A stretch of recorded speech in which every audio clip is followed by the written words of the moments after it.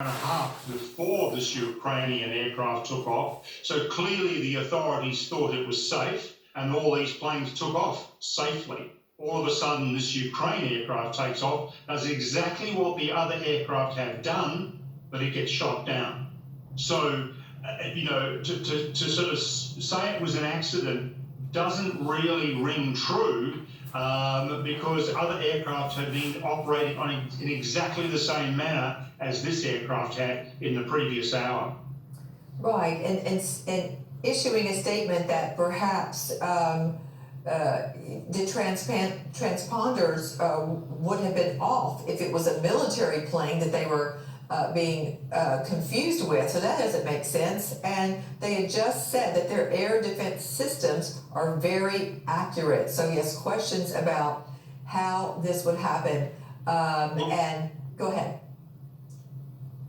Well, I was going to say the transponder was on this aircraft because Flight Radar 24 picked it up, and it was tracking it until it was blown out of the sky at 8,000 feet. So if they're suggesting that the transponder was turned off on this aircraft, again, that is wrong as well.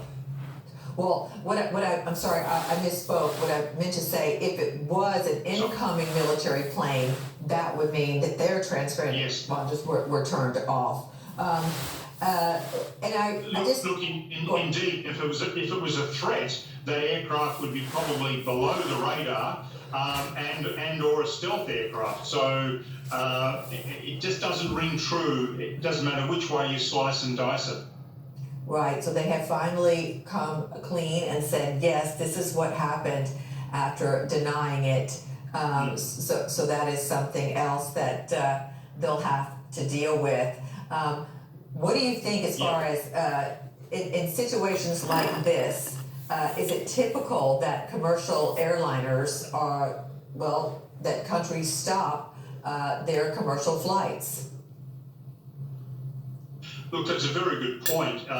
It seems almost bizarre that any aeroplane was allowed to take off after that missile strike on the Iraqi bases, because one would naturally assume that you would have incoming missiles targeting Iranian